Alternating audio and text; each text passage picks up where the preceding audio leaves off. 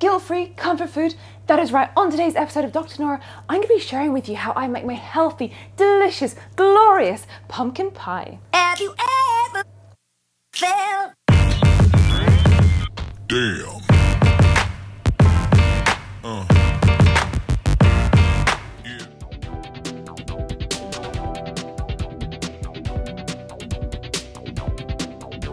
Typically, your traditional pumpkin pie recipe will set you back around 2,500 calories. Now, I don't know about you, but that is an extortionate amount of calories.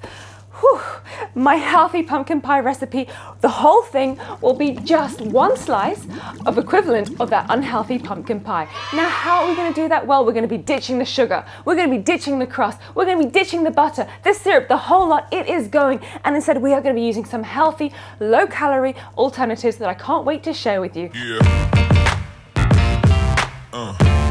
Well, the ingredients you will need will be 2 cups of diced up pumpkin, 1 cup of milk. Now, I'm opting for a low-fat option because, well, less calories, and it still contains a nice taste. And we're going to be needing 1/3 of a cup of stevia. Now, stevia is an alternative to sugar. It is found naturally through plants, and it is a low-calorie option as well. We're also going to be needing 1 teaspoon of cinnamon, 3 eggs, and a teaspoon of freshly grated ginger. Now, why these ingredients? Why are they so healthy? Well, let me share with you a couple of things. Following on from my last video about the immune boosting effects of pumpkin, which you can find a link in the description below, you will know by now that pumpkin contains a whole load of nutrients. It is known as a nutrient-dense food. That means it is packed in vitamin B, it's packed in vitamin A, which is great for your eyesight. It's also got vitamin C, which is great for the common cold, but it also contains a whole load of fiber. And fiber is great for our digestive systems, and it helps keep our bowels moving regularly. But not only does it contain a whole load of nutritional goodness, and it tastes gorgeous as well, it is also a very low-calorie carbohydrate option. That means that for those of you who are trying to lose weight, you can actually eat more of this carbohydrate than, say, your typical potato or sweet potato, and you'll still be consuming less calories. Oh, pumpkin, do you get any better than that? Well, actually, yes, it does. It is also packed with water as well. So if you need a bit of hydration, you've also got the water of pumpkin too. Sounds too good to be true, right? Moving on from there, let's take a look at ginger. Ginger is a beautiful root. It is, I don't know about you guys, but I love the smell of freshly grated ginger. It is also packed with lots of nutrients such as vitamin B6. It's also packed with vitamin C, which is great for fending off the common cold, which we know as we're approaching that winter season. We're going to be needing a lot of ginger and lemon. But not only does ginger help fight off the common cold, it is also useful for those of you who are feeling nauseous, maybe because you're pregnant, but it's also a natural anti-inflammatory. So that means it's really good for muscle aches and pains. Wow, could this video get any better? We're also going to be using this beautiful herb called cinnamon, which I love myself. Again, smells gorgeous. And we're going to be using 3 eggs as well. Okay, first things first, it's time to dice up our pumpkin. Now, I know you're thinking, Dr. Nora, how can you have a pie without the crust? Well, trust me on this one, guys, because you won't ever look back at having crust again after you've tasted this recipe. Crustless pumpkin pie is literally to die for. Crust, if you think about it, is puff pastry, which is made up of loads of butter, loads of flour, and loads of unhealthy preservatives and ingredients if you're buying it shop made from the shop. So instead of that, we're going to be going naked, and I'm going to show you guys exactly how tasty you can make your pumpkin pie without the crust. But first things first, we need to make some pumpkin puree. And to do this, we need to be chopping up our pumpkin. Hi-ya! And just like that, the pumpkin is chopped up into 1-inch cubes, which is going to make it a lot easier for us to make our puree. Now, there's 2 ways of making a puree. The first is you can roast your pumpkin in the oven, and you can do so at about 180 degrees for about 20 to 35 minutes. Or the second option, which is what I'm going to be doing today, is I'm going to be lightly boiling the pumpkin cubes on the stove for about 20 to 30 minutes until they become nice and soft. All right, time to boil away. To make your fresh pumpkin puree, it is time to boil your pumpkin cubes in a saucepan with half a cup of water, because remember, pumpkin itself does contain lots of water, so we don't want to oversaturate it, otherwise our pumpkin pie will be too watery. And I'm going to leave that to boil for about 20 minutes until it's nice and soft, or until I can place my knife in the middle of the pumpkin and it comes out nice and soft, a bit like butter.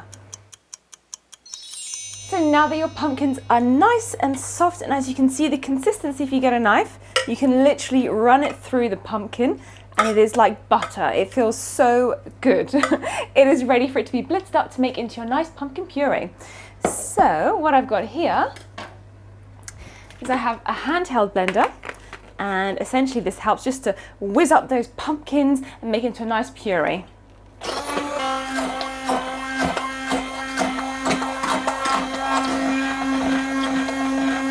And as you can see, that is the kind of consistency that you want. It's nice and thick, and it's really important to cool this down before you do put the remainder of your ingredients in, because if you do put the eggs inside of this hot pumpkin puree, you're going to end up with scrambled eggs, which is not exactly what we're after in this recipe. So I'm going to place this to one side, and whilst we're doing that, we're going to get the other ingredients ready.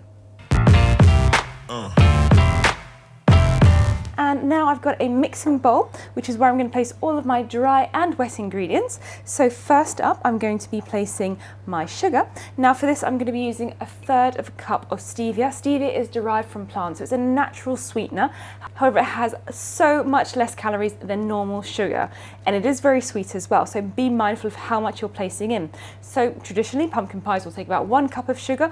I'm using 1/3 of a cup of stevia, so it just shows you how sweet it actually is. For those of you out there who have a sweeter tooth, you can modify the ingredients yourself, but for me personally, I prefer to taste the taste of the pumpkin rather than the sugar. So in you go. And now it's time to put in your cinnamon. So cinnamon is a fantastic herb. It smells lovely, and cinnamon and pumpkin just go so well together. For this, you're going to need about 1 teaspoon of cinnamon.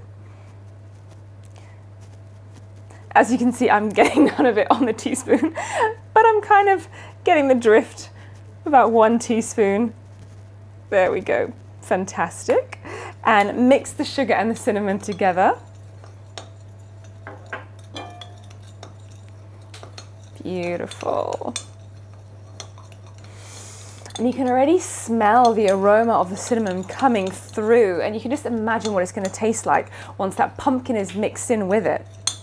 And now it's time to place in your grated ginger. Now you can use ground ginger if you want to, but I like to use fresh ginger because it just has that extra kick and that extra oomph. Next up, we want to get your eggs. Place them inside your dry mixture.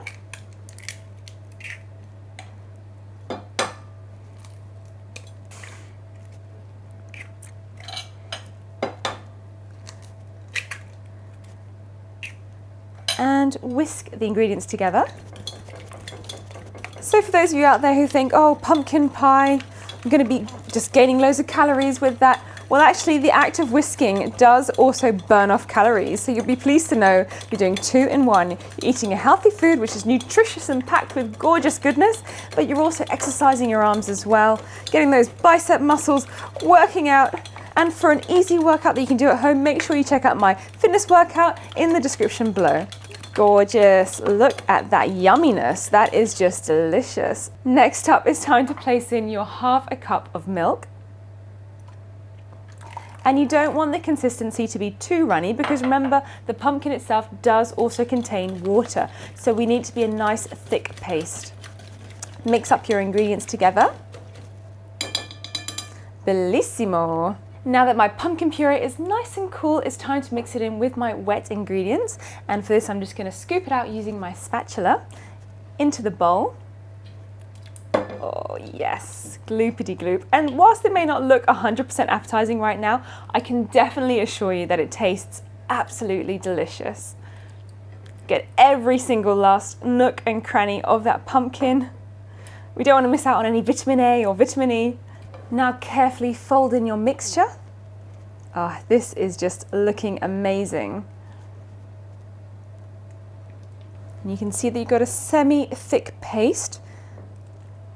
And of course, if you don't want it to be so watery, you can reduce the amount of milk, but I think this is absolutely perfect. And it just smells amazing. Oh, if only if it was smelly vision. It just smells gorgeous. Next up, get your baking tin. I fortunately have a non-stick baking tray, so I can place it directly in, but if yours is not non-stick, you can use a tiny amount of olive oil on the base of the surface and then place in your mixture. And whilst you're doing this, you can heat up your oven at 180 degrees, ready for the pie to go inside. Yummy. And voila, it is ready to go into the oven at 180 degrees for about 1 hour, or until you've got a nice crispy top. And if you place the skewer through the middle, it should come out clean. The smell is just delightful. There's a huge aroma of cinnamon, pumpkin, ginger, and it's all coming out of this beautiful oven. I'm about to open up and show you guys the end result of my crustless, healthy pumpkin pie. Oh, I cannot wait.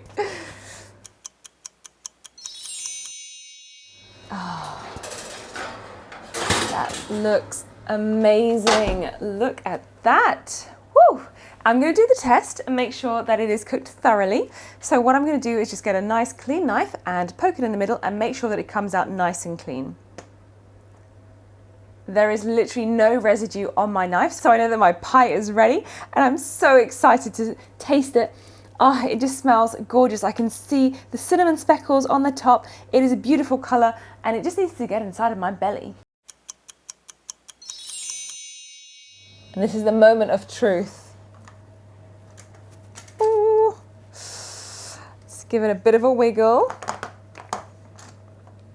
Oh, amazing. Da, da, da, da.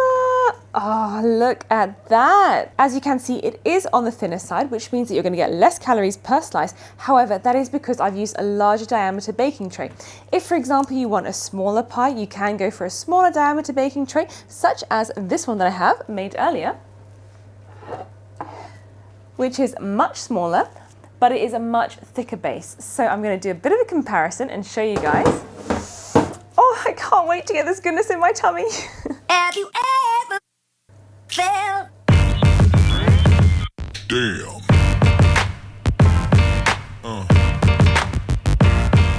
Look at that. That is just gorgeous. Absolutely gorgeous. And yes, for those of you out there who didn't believe me about a crustless pumpkin pie, it certainly is possible. Yum. Look at that. That is just gorgeous. Now I'm going to cut a piece from a thicker pumpkin pie just to show you in comparison. Oh my goodness, so good. Yeah. Yeah. And so there you have it, your guilt-free comfort food, healthy crustless pumpkin pie, which, might I add, the whole pie itself is the equivalent of one slice of your traditional pumpkin pie. So what more is there left for me to do other than to tuck in? I hope you found this video useful, and as always, if you have any questions, don't hesitate to drop me a line in the comment section below, and if you yourself have given this a go, I would love to hear from you. But for now, take care and stay healthy.